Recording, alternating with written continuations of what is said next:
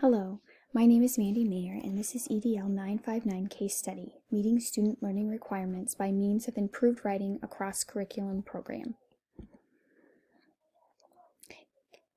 Summarize the case and establish the facts. Who's involved? Kim is the assistant principal at Tisket Middle School for the past 5 years. Tisket Middle School is a 7th and 8th grade building consisting of approximately 650 students and 80 teachers and staff. It is located in the Rockford City School District, which is in the Outer Ring School in a large metropolitan area.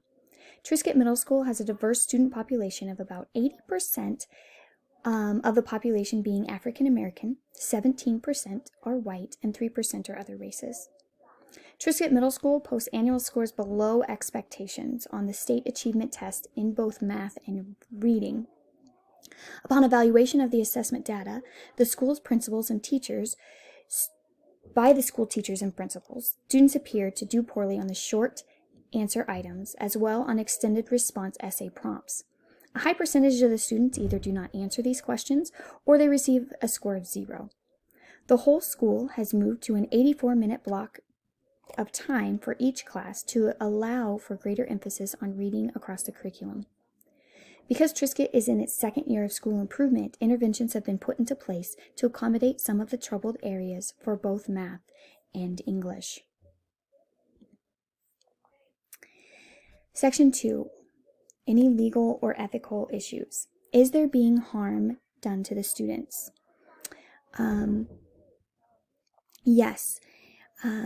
There are very few multicultural experiences given to the students, and although the language arts curriculum calls for advanced classes such as inclusion, very little is being done to accommodate or differentiate instruction for these students. Each inclusion class has a special education teacher, but the curriculum and the assessment materials are typically the same for all students, regardless of which class they attend. By law, students are required to receive differentiated instruction molded to their various needs. So, are their laws broken? If their differentiation is not actually taking place, or if a student is not receiving the accommodations that are stated on their IEP, then yes, that is a legal document. Is a contract being breached? No. Okay, synthesis of the problem. Current curriculum and instructional practices have led to annual scores below expectations on the state achievement test in both math and reading, which have led to a desire to evaluate, develop, and implement high-quality and equitable academic instructional practices and curriculum. This takes place at Tisket Middle School, which is considered an urban school with a diverse student population. Student scores on the annual state achievement test are below expectation in both reading and math. Assessment data shows that the students are lacking in writing skills, which is leading to lower scores. The school has gone to 84-minute block of time to allow for greater emphasis on the writing across the curriculum. The assistant principal, Kim, believes that the solution to the problem lies in changing how writing is taught, as well as updating the current curriculum and instructional strategies being used in order to help all students be successful.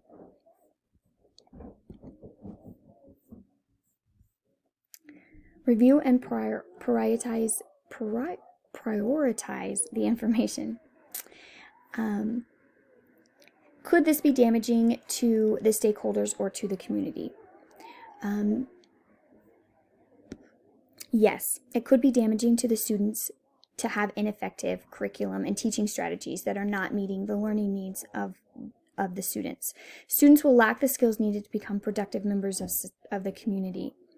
What individuals or groups have an important stake in the outcome? Students, teachers, administration, parents, and community members all have an important stake in the outcome. Students need the necessary skills to be able to continue their education after high school, whether that's at a college or in a technical field, or they need to have the ability to get a job in the workplace.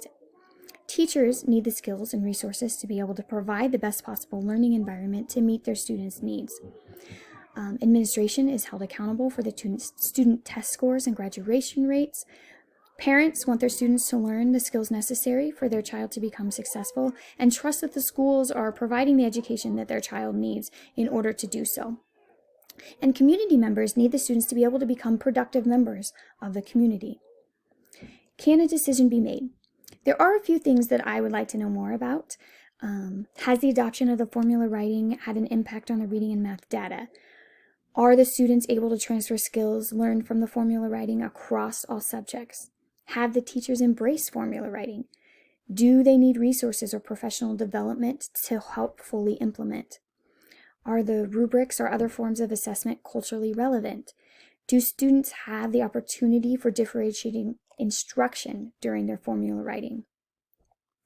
Although there are still lots of questions, I do believe that we have enough information to make a data-based decision on what the next steps should be for continue to improve the student writing scores. There are several options to consider before making a decision. Option 1 would be to take no action. Only use what has currently been implemented and see if there are any improvement to the student achievement scores. Option 2 would be for the administration to assign a plan and present it to the teachers without any opportunity for their input. Option 3 would be if the administration offers a range of choices on the next steps and then allows the teachers to have input with what the next course of action would be. Option 4 would be for the administration to work with the teachers to evaluate data and collectively come up with a plan for the next steps. And then option 5 would be for the administration to let the teachers have total control of the next steps in the planning process. As we evaluate the option, each has pros and cons. Option 1 would be taking no action, and by using only what is already in place, there's a chance that results would be the same. Student scores would be below, and teachers will return to the ineffective instructional practice that they were using before. Option 2 is having the administration come up with a plan of the next steps without any teacher input.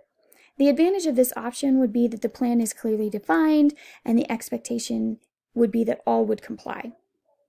Without teacher input, though, there may be a lack of buy-in, and some teachers might not have the necessary skills or resources to actually follow the plan. Option 3, administration would present a range of choices for the teachers to choose. This would allow teachers some say in the plan, but could present to be difficult to get everyone on the same page if there is a disagreement on which option would be the best one. Option 4, administration and teachers would work together to create the plan for implementation and the next steps. This takes time to accomplish, but if done correctly, by working together, you are more likely to get teacher buy-in and clearly identify the resources, whether that's professional development, new curriculum, etc., needed to truly make the implementation successful. Option 5, teachers would create the plan without administration help. This does allow for teacher input, but they may need guidance, or they might come up with a plan that the administration is uncomfortable with or can't be implemented because of the lack of resources that the district might have.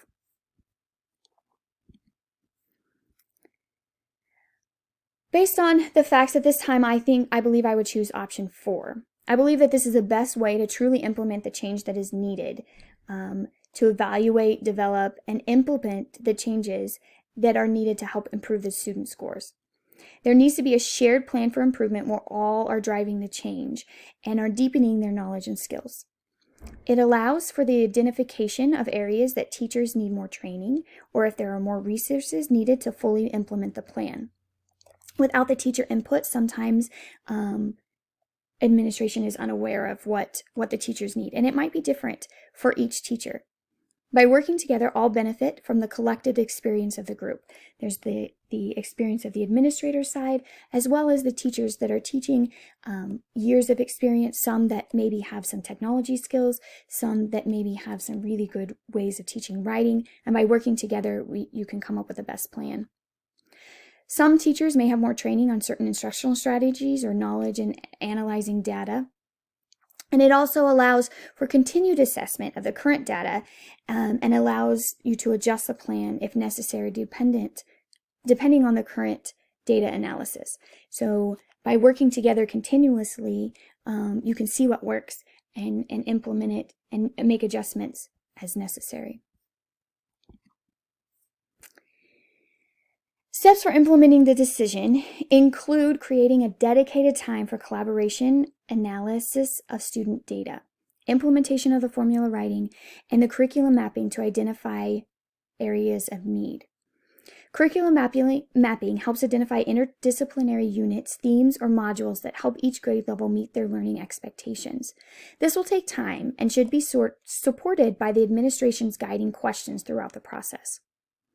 How does the assessment data help understand the need to refocus instruction to how students learn instead of just what they don't know? Where are the holes in the current curriculum, etc.? After all the needs have been identified, then all will create the systematic plan for improvement that includes culturally relevant instruction and assessment. Along the way, professional development and other resources should be provided to help ensure the implementation includes equitable, academic, and non-academic instructional practices, resources, technologies, and services that support equity and digital literacy. This could look different for each teacher. Some may need professional development in what culturally responsive instructional strategies actually are.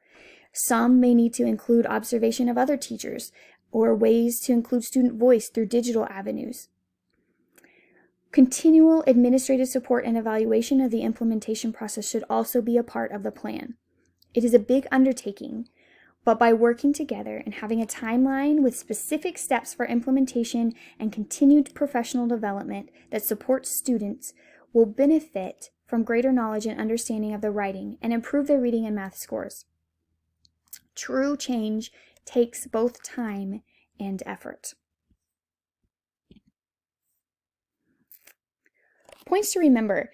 Our standard states that it's important how important it is to evaluate, develop, and implement high-quality and equitable academic and non-academic instructional practices, resources, technology that support equity, digital literacy, and the school's non-academic systems.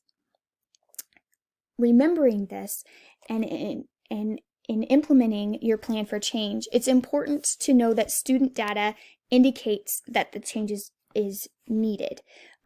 Analyzing that data and finding out exactly where the holes were allowed them to have a starting place.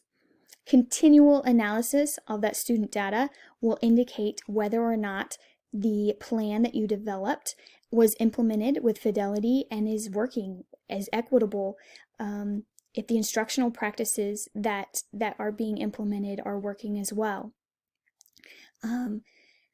It's also important to remember that authentic change takes time. It can't happen overnight. But by working together and creating that plan and a timeline for improving and for implementation, all will benefit. It takes a lot of work, but by working together, all deepen their knowledge and they have an understanding of what is actually taking place. And then the last thing to remember when integrating the standard is support is needed during all parts of the implementation process. Support from the administration is needed, and that support could look different for each teacher. Again, providing that guiding questions, providing the data analysis, helping students, helping teachers improve in the areas that they have needs, whether that's instructional practices, whether that's being equitable in using their assessment rubrics. All of those things need support and need to it's a continual process. It doesn't ever finish. Thank you so much for your time.